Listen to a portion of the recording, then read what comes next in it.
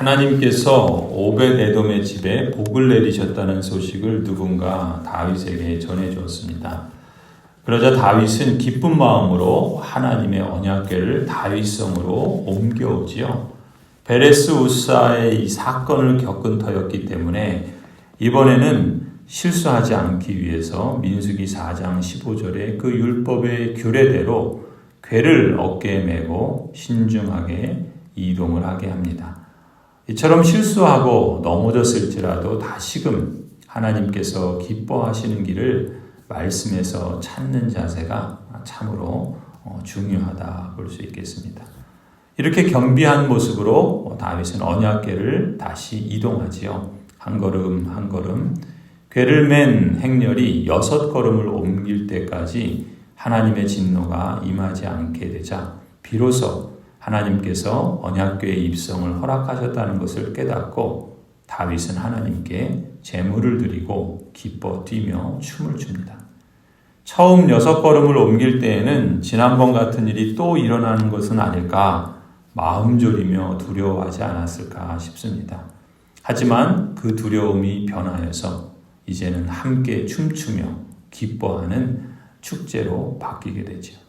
이 하나님의 언약궤가 예루살렘으로 들어오자 다윗만이 아니라 온 백성들이 다 함께 나팔을 불며 크게 기뻐하며 환호합니다.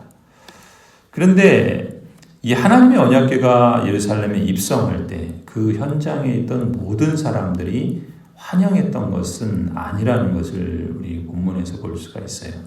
물론 경배하는 사람들이 대부분이었지만 그 중에는 그 일을 보고 경멸하는 사람도 없지 않았습니다. 사울의 딸 미갈이 그런 사람이었던 거죠.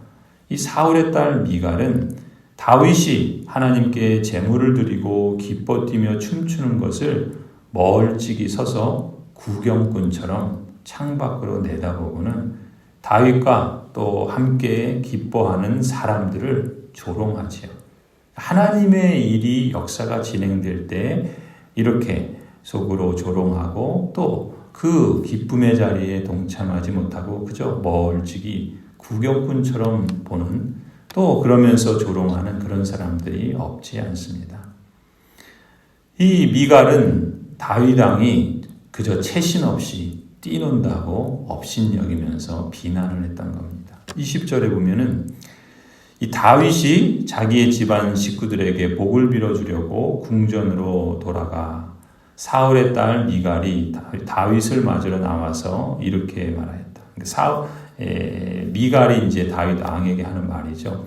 오늘 이스라엘의 임금님이 건달패들이 맨살을 드러내고 춤을 추듯이 신하들의 아내가 보는 앞에서 몸을 드러내며 춤을 추셨으니 임금님의 채통이 어떻게 되었겠습니까? 비난하는 말을 하는 거죠. 조롱하는 겁니다. 사울의 딸 미갈이 이렇게 비난하자 다윗이 미갈에게 대답하는 게 이제 21절이에요. 다윗이 미갈에게 대답하였다. 그렇소. 내가 주님 앞에서 그렇게 춤을 추었소. 주님께서는 그대의 아버지와 그대의 온 집안이 있는데도 그들을 마다하시고 나를 뽑으셔서 주님의 백성 이스라엘을 다스리도록 통치자로 세워주셨소. 그러니 나는 주님을 찬양할 수밖에 없어. 나는 언제나 주님 앞에서 기뻐하며 뛸 것이요. 내가 스스로를 보아도 천한 사람처럼 보이지만 주님을 찬양하는 일 때문이라면 이보다 더 낮아지고 싶소. 그래도 그대가 말한 그 여자들은 나를 더욱더 존경할 것이요. 다윗은 자신을 택하셔서 이스라엘의 통치자로 세워주신 분은 사람이 아니라 여호와 하나님이시라 그렇게 말을 하는 거죠. 그렇기 때문에 하나님을 찬양하는 일이라면 사람들 앞에서 자신의 체면이 좀 깎여도 괜찮다는 거예요. 얼마든지 낮아져도 문제가 되지 않는다고 대답을 하는 겁니다. 왜요? 다윗은 사람들 앞에서 왕으로서의 체면보다 하나님 앞에서 종으로서의 기쁨을 더 중요하게 여겼기 때문이죠. 사람들의 시선이 아니라 하나님의 시선을 의식하면서 예배하고자 했던 것입니다. 오히려 다윗은 하나님 앞에서 인정받는 것보다 사람들의 시선과 체면을 중요시하는 미갈을 책망하지요. 사실 그 모습은 누구의 모습이었습니까? 미갈의 아버지 사울의 모습이었습니다.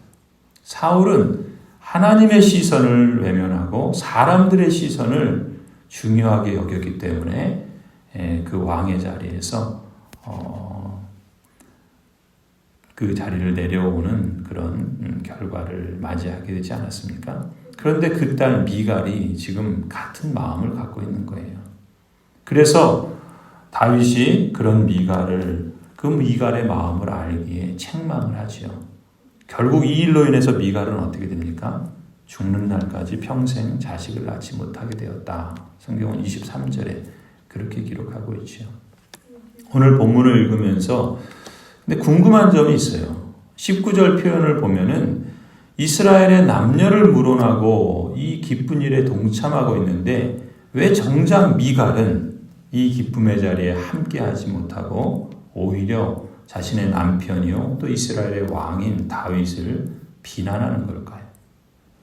오늘 본문 16절에 보면은 미갈을 뭐라고 소개합니까? 다윗의 아내라고 소개하지 않고 미갈을 사울의 딸이라고 소개합니다. 사울의 딸이라는 걸 지금 강조하고 있는 거예요. 왜 그렇겠습니까?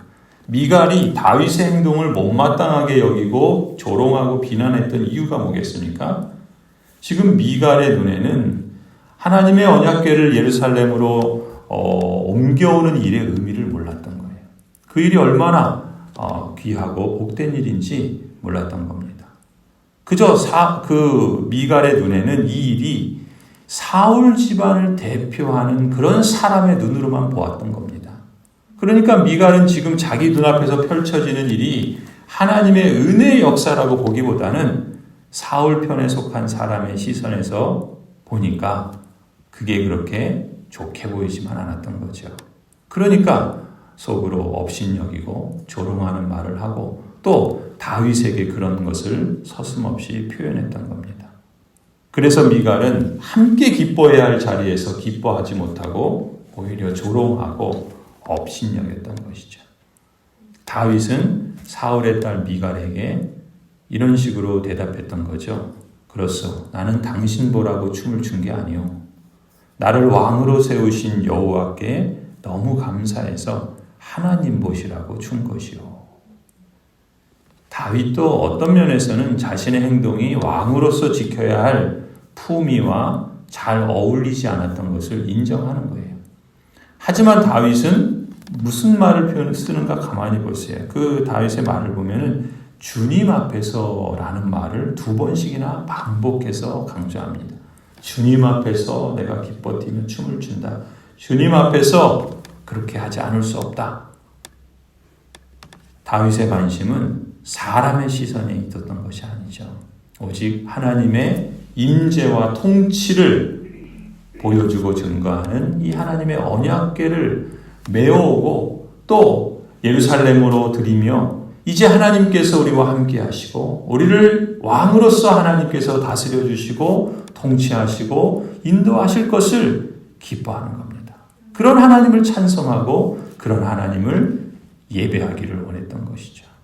그래서 하나님을 기뻐하다가 주님 앞에서 내가 좀 망가지는 일이 있어도 그게 뭐 문제가 되겠느냐 그런 마음인 거예요.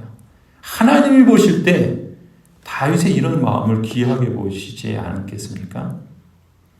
사람들의 시선이 아니라 하나님의 시선을 의식하며 우리가 예배해야 할 줄로 믿습니다.